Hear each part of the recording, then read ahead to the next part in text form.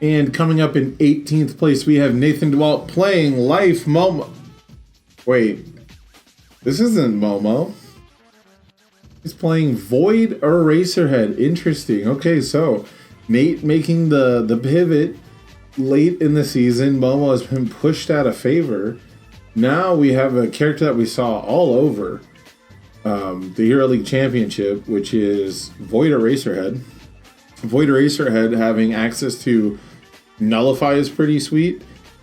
We still get to play Plus Ultra main board, which goes so good with our game plan.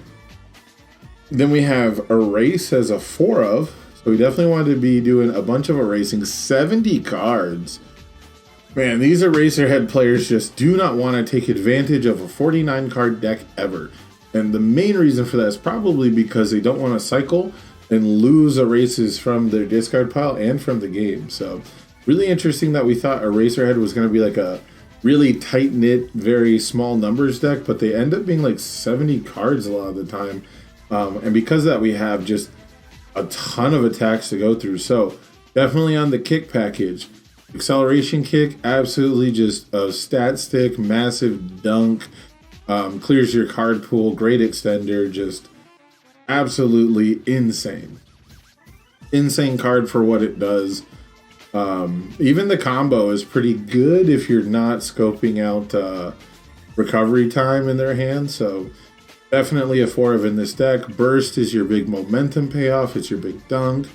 When you seal all their stat resets, you get to go big with burst. So, this makes sense here.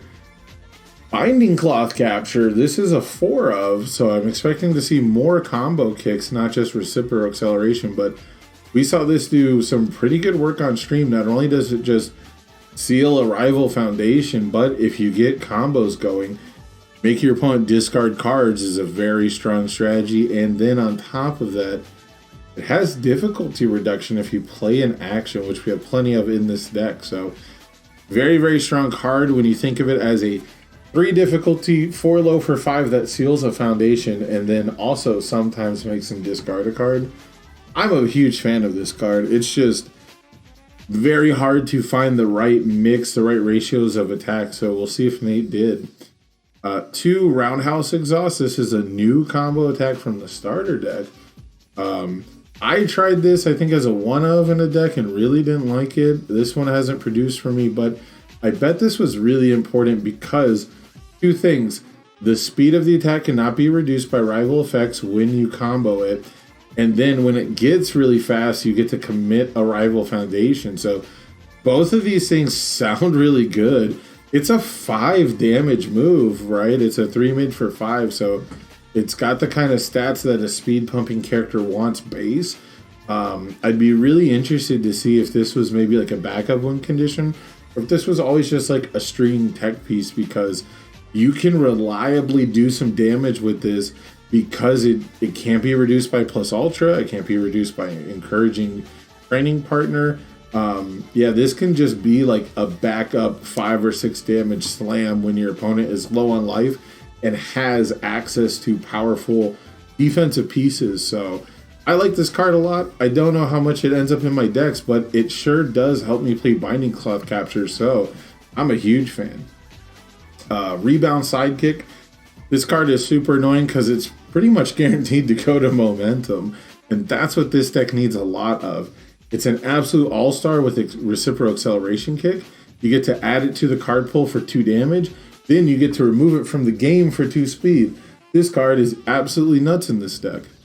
Reciprocal Extend, we just talked about getting 2 speed and 2 damage out of a single attack card. So here's Reciprocal Extend, which can give Acceleration Kick 4 speed and 2 damage once you remove the kicks from the card pool. On top of that, it's just a cantrip. It's a 4 of for a reason in a lot of kick decks.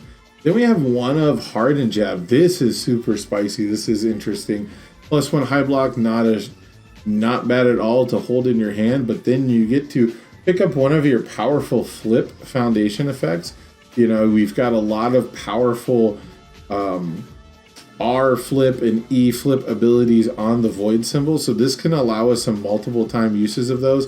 And then on top of that, we don't have access to Chivalrous Competitor on this symbol, so if our opponent flips our foundations, this can be really cool as like a small little tech piece to get it back. And then on top of that, it's just an extension piece, right? We get to basically ready a foundation. So very, very interesting to see this as a one of. Everything else kind of combos with each other, right? Everything else is either a combo attack that combos with itself or a kick to help our main game plan. So spicy one of, kind of interesting. Then we have two of You Can't Escape Me. Just prevent your opponent from drawing cards. This hates on sound waves. This actually hates on specialized sound waves. So this could be something that we all just have to nut up and play more of. This could be like the evolution of the Gyro Mirror. On top of that, it also cancels double jab pummel. So big meta read on this card, a great deadlock effect. And if I know Nathan Dewalt, he's not afraid of building foundations directly to the moon, as pretty much no Eraserhead player is. 2 copies of Dissolving the Conflict, so we don't get the enhance, we only get the response. This is great when you're low on health and you're trying to tech against things like Summon Dark Shadows +3 bonus, or double jab +2 bonus, or to just waste the guaranteed check on a sound waves. So a lot of nice implementation, but you know, our first 3 tech piece foundations, there are 2 ofs, all removed themselves from the staging area. You know, it can be tough. It can be tough to keep up with your opponent when all of your defensive pieces, all of your tech pieces destroy themselves or remove themselves. So Taiyaki Fanatic, we've talked a lot about.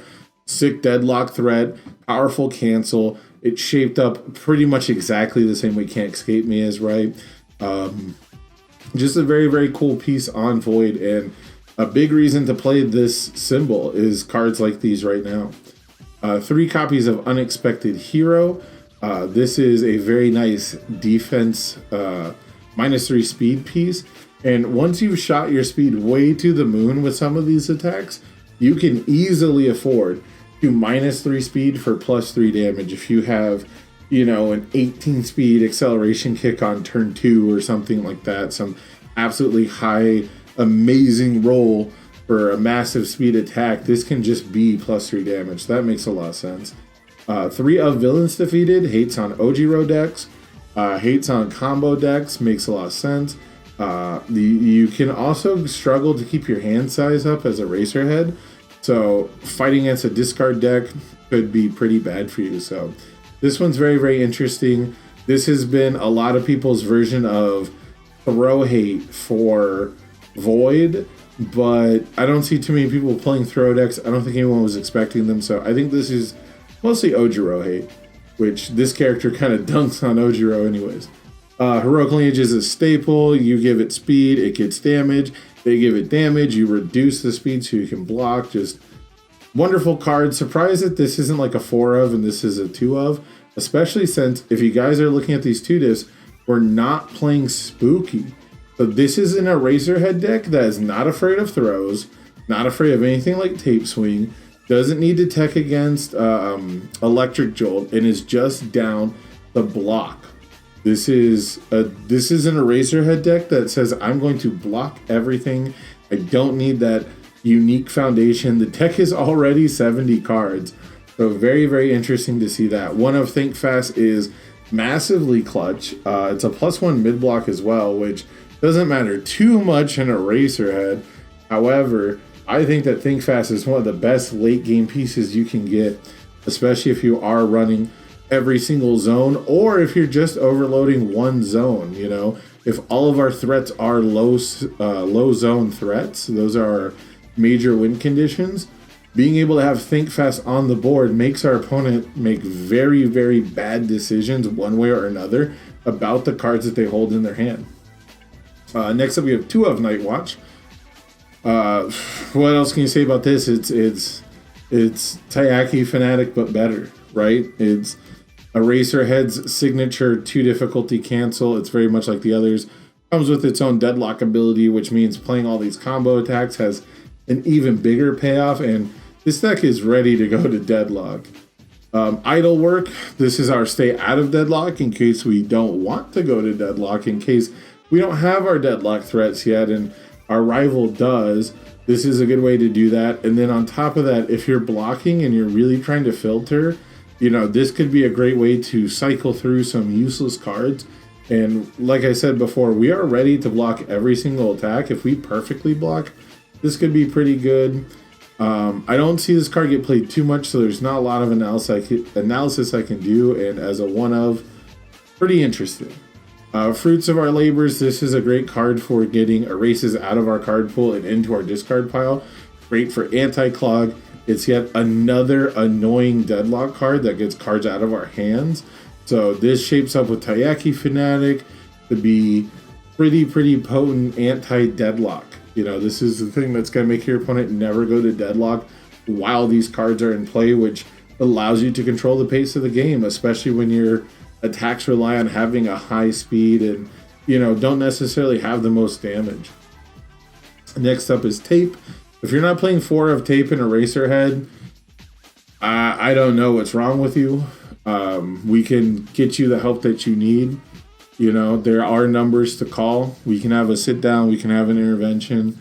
You pick up a mid block for free, and this makes the attack mid. So hopefully we understand why this is a 4 of. 4 of Mediator, this is not quite as 4 of Staple, but if you're not playing 4 of this card, reach out to us. We can get you the help that you need.